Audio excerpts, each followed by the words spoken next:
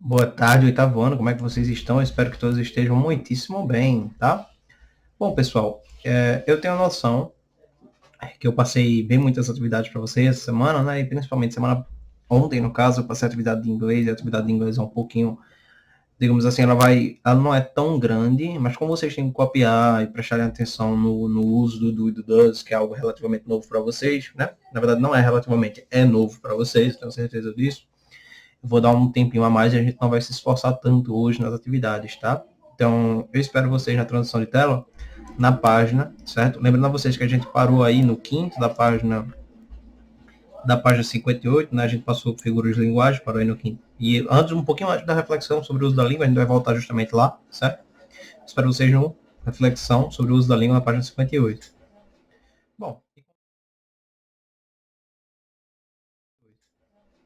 Bom, e como vocês estão vendo aí já no livro, a gente tem uns tipos de predicados, aí a gente já estudou, certo? Eu não vou passar por explicando exatamente, né? Já que a gente já estudou isso, se vocês forem olhar as atividades passadas, a gente já estudou os tipos de predicado e etc, tá, pessoal? Mas eu vou dar uma lidinha aqui nessa partezinha azul, só para vocês terem um relembre, tá certo? O profissional está qualificado para orientar os pais. Notem, esse está aqui, ó, ele faz um papel de verbo de ligação. O predicado é tudo que sobra da oração quando você retira o sujeito. E o predicativo é o termo mais importante, né? Do predicado, né? Quem está qualificado para orientar os pais, né? Os pais estão o quê? Qualificados. É o termo mais importante, certo? É o atributo que você dá, tá certo? É o núcleo do predicado.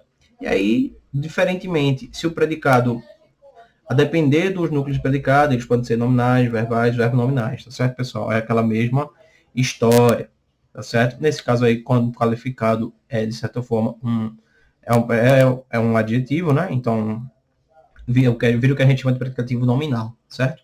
Mesmo tendo aí um verbinho de ligação. Quando a gente tem um verbo de ligação, é um predicado nominal, tá certo? Porém, há também o predicado verbal, trabalhava, incansável, por exemplo. Isso aqui é um predicado verbal, tá? Agora tem também um predicado verbo nominal, tá? Desculpa, o predicado verbo nominal é quando você tem um verbo e um nome, certo? E esse verbo não é um verbo de ligação. Trabalhava incansável, na verdade, é um predicativo verbo nominal. Um predicativo verbal é o trabalham fora de casa. Um você não tem um adjetivo colocado ao sujeito. Por exemplo, os jogadores saíram cansados. Vejam, saíram cansados. Verbo nominal, certo? Deve perguntar, professor, e quando é que eu sei que é verbo de ligação e quando não é? Geralmente, os mais famosos são ser, permanecer, estar, certo? Quando informam situações, por exemplo, sobre o sujeito, né, de estado, geralmente são verbos de ligações, tá? Prestem atenção nisso, né? Eles exercem um papel de verbo de ligação. Eu só vou cobrar vocês até o quarto, certo? A gente vai parar aqui, justamente antes da sessão aplicando conhecimentos. Eu vou ter uma conversinha séria sobre uma conversinha com vocês. A gente está na semana de combate ao feminicídio. Eu vou ter essa conversa com vocês um pouco mais séria. Pela magia da edição de vídeo, vocês vão me retrocando de roupa, tá certo, pessoal? E eu gostaria que vocês prestassem bem atenção, já que são várias informações que são bem interessantes, e entendam, interessantes não é no sentido bom, mas sim preocupantes, porque mesmo com toda a evolução que o ser humano vem tendo, né, digamos assim, a gente ainda não conseguiu sanar problemas básicos como estes, como violência doméstica, feminicídio, fome, etc. Infelizmente, isso é uma grande pena, né? Mas eu vou ter essa conversinha com vocês pela magia da edição de vídeo, então ficamos aí com a atividade, certo? Do 1, da reflexão sobre o uso da língua, até o quarto, certo? Parando antes do aplicando conhecimentos, já que vocês têm aquelas atividadezinhas de inglês e as de português para entregar, né? Eu tenho essa consciência que eu peguei um pouquinho pesado com vocês essa semana. Tá certo, pessoal? Então, ficamos por aqui. Aliás, ficamos não. Fiquem, por favor, para escutar as palavrinhas sobre o combate ao feminicídio. Eu desejo bons estudos a vocês, tá certo? Vamos lá para a última transição. Pronto. Vê, na telinha de vocês está aparecendo algumas imagens. Essa imagem em especial, ela vem do site do próprio TJRJ. Para Quem não sabe, é o Tribunal Judicial do Rio de Janeiro, tá? Um órgão federal, certo? O Tribunal de Justiça do Estado do Rio de Janeiro, na verdade. Vocês estão vendo aí, ó, o que é violência doméstica e o feminicídio, certo? Vou ler para vocês, apesar de já ter começado isso anteriormente, vou complementar, né? O Brasil ocupa hoje a 5ª posição no ranking mundial em feminicídio ou assassinato de uma mulher pela condição de ser mulher, segundo os dados do Mapa da Violência 2015 da ONU. No estado do Rio de Janeiro, as mulheres são vítimas em 70% dos atendimentos notificados como agressões físicas nas redes de saúde, em dados extraídos entre janeiro de 2013 e junho de 2016. Os crimes de lesão corporal lideram os números de ações penais mais distribuídas no PJERJ há 5 anos.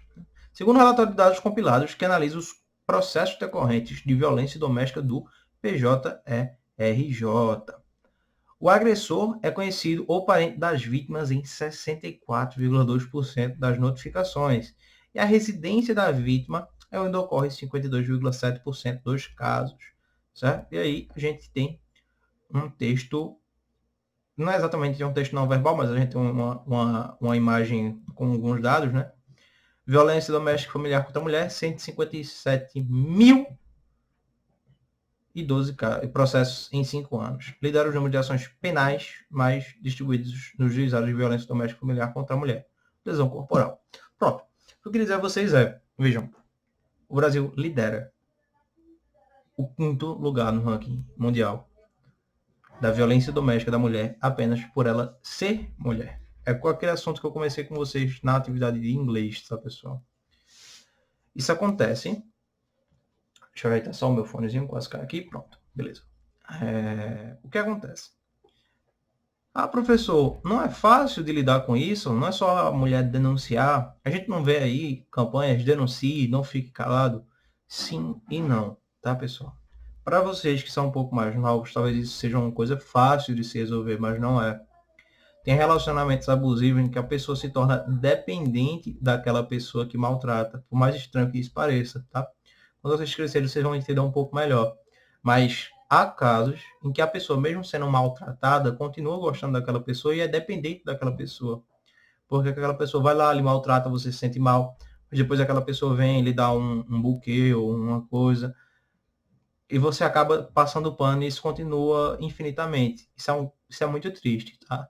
Muitas mulheres não conseguem denunciar seus parceiros, seus familiares por conta disso. Lembrando que o caso de violência contra a mulher não ocorre só de, vamos supor, homem e mulher parceiros, né? Diga assim, casados ou namorados, apesar de serem os maiores casos, né? Também pode acontecer, por exemplo, caso entre irmão e irmã, pai, filha. Isso também a gente pode considerar como violência contra a mulher, quando a violência se dá só pelo fato dela ser mulher, né? A gente já viu muitos casos aí antigamente, na verdade, principalmente mais antigamente do que hoje, em que as meninas apanhavam mais do que os meninos só por serem meninas, né? Apesar de já ter todo um preconceito já, né? A gente sempre tem aquele preconceito, isso é coisa de menina, isso é coisa de menino. Ainda assim, tinha toda uma culpa no jornal, o pai ficava com raiva da mulher, né? O homem ficava com raiva da mulher porque deu à luz a uma menina em vez de um menino. Sendo que biologicamente nós sabemos que quem define o gênero do bebê é o pai, né? A mãe não tem nada a ver. A mãe só pode dar genes XX, né? E o pai dá genes XY. Se o pai dá um gene X, nasce uma menina. Se o pai dá um gene Y, nasce um menino.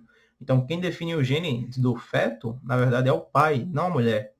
Então, vocês vejam que desde os primórdios a mulher vem sofrendo com isso, só por ser mulher, né? O fato de, biologicamente falando, ela ser um pouco mais, ter menos massa muscular e etc. Enfim, por N motivos, né? Principalmente motivos de reprodução e etc. Tá, pessoal? Eu queria que vocês se alertassem para isso. Não é um problema tão fácil de se resolver. Não é um problema tão simples, além de receber ameaças, por exemplo. Se a mulher denuncia, ela pode ser ameaçada de morte e traliatre, né? Traliatre é uma expressão italiana e entre muitos outros, tá? Ela ainda pode sofrer de várias outras formas, né? Ela pode ser, digamos que essa mulher, ela aguenta muitas coisas porque tem um filho em casa, então ela aguenta uma violência doméstica, ela se sustenta baseada, ela sustenta traições e incômodos em casa porque ela tem um filho e ela quer o melhor para o filho ou filha dela. Então, há muitos casos assim, certo? Infelizmente, o mundo é triste dessa maneira. Infelizmente, ele não é um mundinho de flores, tá? Assim como eu disse, quando a gente estava olhando os refugiados. Porém, a gente pode ajudar a melhorar essa situação. Como é que a gente ajuda? Colocando na cabecinha de vocês, que ainda são crianças, que isso não é algo natural. A gente ensina as meninas a se cuidarem, certo? A se protegerem, e ensina aos meninos que não devam tratar as meninas assim. Sejam pessoas de caráter, que não tratem de forma errônea as mulheres só por serem mulheres, certo? Já que isso é um tratamento de trogloditas, para dizer o mínimo, certo, pessoal? Então levem isso em consideração, tá? É assim que a gente muda o mundo para melhor, educando as criancinhas como vocês desde... Aliás, as criancinhas vão ser ensinadas desde pequenas, né? Mas a gente só consegue resolver esse problema trabalhando eles na base, né? Uma pessoa bem criada, uma mulher bem criada, um homem bem criado, eles vão saber diferenciar, né? Primeiramente, um homem bem criado não vai tratar uma mulher assim, ou espera-se que não, pelo menos diminua a probabilidade disso acontecer. E uma mulher bem criada, né, no sentido assim, bem informada e etc., vai saber lidar e reconhecer esses casos de forma mais rápida, certo? Então a gente trabalha esse método para vocês serem protegidos no futuro, se poderem se proteger no futuro e mudarem esse mundinho triste da gente para um lugar melhor, tá certo? Para assim ambos poderem viver mais felizes, digamos assim. Tá certo, pessoal? Mas deixando essa vibe um pouco bad, né? Essa vibe um pouco mais triste de lado, vocês são a nossa esperança, né? Então tomem conscientização desde já, certo? Procurem sobre o assunto, uma aulinha, uma semana não vai ser suficiente, então sempre fiquem atentos ao seu redor, ao seu ambiente, fiquem atentos aos jornais, às revistas, etc. E procurar mais sobre o assunto, não estudem só porque o professor de vocês está falando, se interessar, na verdade, sobre o assunto. Procurem ser curiosos sobre esses assuntos que acabam moldando o mundo ao seu redor, tá bem? Procurem saber não só, por exemplo, por que as mulheres sofrem preconceito, porque os homossexuais sofrem preconceito, por que, que existe tanta fome na África, por que, que tem guerra no Afeganistão. Tentem ser curiosos sobre esses assuntos que moldam o mundo ao seu redor, tá? Essa chamada guerra de minoria, por que alguém sofre preconceito pela cor, por exemplo, racismo. Tentem se interar mais sobre os assuntos, tá certo? Assim vocês vão poder mudar o mundinho da gente para um lugar melhor, tá certo, pessoal? Um beijo bem grande para vocês. Essa foi a aulinha de português. Creio que tem sido nossa 12ª aula. Vai estar lá no YouTube. 12ª ou 13ª. Tenho quase certeza que é a 12ª, porque que vai para o YouTube, porque eu acabei contando. A outra foi um arquivo, né, que eu coloquei para vocês. Então, essa foi a nossa aulinha. Bons estudos para vocês. E espero a atividade de vocês dentro de 2 dias. Tá certo, pessoal? Beijo bem grande. E mais uma vez, bons estudos. Até a próxima.